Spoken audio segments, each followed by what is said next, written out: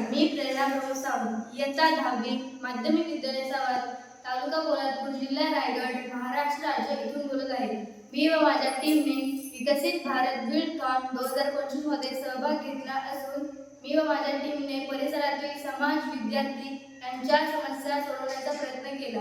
त्यातून विद्यार्थ्यांच्या शैक्षणिक समस्या सोडवण्याचा प्रयत्न केला. आजकाल मोबाईल ही एक आवश्यक बाब झाली आहे. हल्ली मनोरंजन गेम यासाठी मोबाईलचा अतिवापर केला जातो.